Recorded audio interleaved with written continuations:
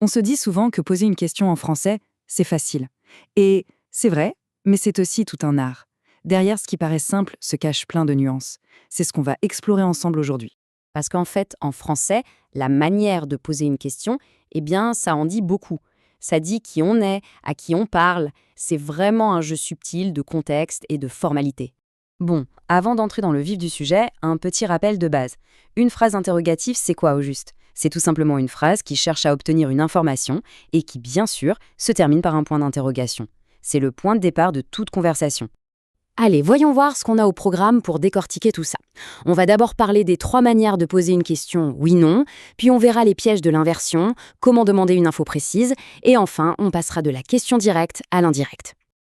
Ok, on commence avec le plus courant, les questions fermées, celles où la réponse est simplement oui ou non. Mais attention, même pour une question aussi simple, il y a plusieurs façons de faire et le choix n'est pas anodin du tout. La première façon, c'est la plus simple, la plus spontanée. C'est celle qu'on utilise tous les jours avec les amis, la famille. On fait une phrase normale et hop, on monte juste un peu la voix à la fin. Par exemple, c'est difficile de faire respecter les règles? Simple, efficace. C'est vraiment le langage parlé dans toute sa splendeur. Maintenant, si on veut être un peu plus standard, sans prendre de risques, il y a une formule magique. Est-ce que? On met ça au début de la phrase et ça marche à tous les coups. C'est un peu le couteau suisse de la question en français. Ça passe partout. Et puis, il y a la troisième option, la plus formelle, la plus chic, on pourrait dire. C'est l'inversion du sujet et du verbe. Là, on est vraiment dans un registre de langue soutenu, que ce soit à l'écrit ou dans un discours très formel. Regardez bien, on a ici la même question posée de 3 manières différentes. D'un côté, c'est difficile, puis est-ce que c'est difficile, et enfin, est-il difficile? 3 niveaux de langue, 3 ambiances. On voit bien que le choix de la structure, ça change vraiment tout. Justement, parlons de cette fameuse inversion. C'est très élégant, oui, mais il y a quelques petites subtilités, des petits pièges à connaître pour bien la maîtriser. En fait, il y a 4 règles principales à avoir en tête. Première chose, avec les temps composés, c'est l'auxiliaire qu'on inverse. On ne dit pas « allez, êtes-vous », mais « êtes-vous allé ». Deuxième règle, si le sujet est un nom, on le laisse au début et on ajoute un pronom de rappel. Par exemple, « cet athlète est-il ». Troisièmement, un grand classique, le fameux « t » qu'on ajoute entre 2 voyelles, comme dans « prendra-t-il ». Et enfin, un cas un peu plus rare, très littéraire, parfois le « e » final du verbe devient « et » pour le son, comme dans « rêvais-je ». Ce fameux T euphonique, c'est vraiment une pépite de la langue française. Euphonique, ça veut dire qui sonne bien.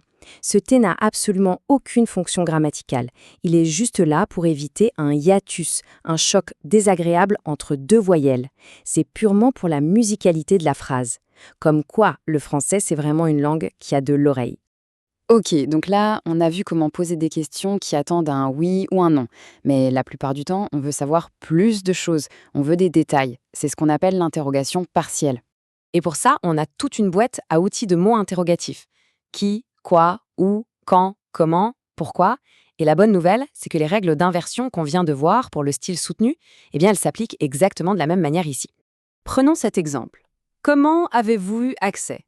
On voit bien la structure. Le mot interrogatif, comment, au début, suivi de l'inversion avez-vous. C'est clair, c'est précis, c'est formel. La mécanique est toujours la même.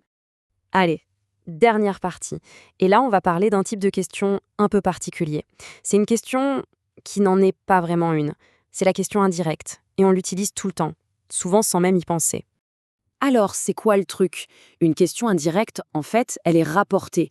Elle est enchâssée dans une autre phrase, introduite par un verbe comme demander, savoir, dire. Et comme ce n'est plus une question directe, eh bien, plus de points d'interrogation à la fin. C'est un excellent exemple. La phrase « je ne vois pas quelle heure il est » contient la question « quelle heure est-il » mais elle est indirecte. La personne n'est pas en train de poser la question, elle exprime une incertitude. La question est comme cachée à l'intérieur. Ici, on voit très bien la transformation. La question directe « êtes-vous satisfait » devient « nous vous demandons si vous êtes satisfait ». La question « combien serez-vous » devient « dites-nous combien vous serez ». On passe de l'interrogation au rapport. C'est cette structure qui nous permet de construire des récits, de rapporter des paroles, de nuancer nos propos.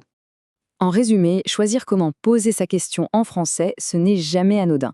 C'est s'adapter à la situation, à son interlocuteur. Que ce soit de manière familière, courante ou soutenue, chaque forme a sa place.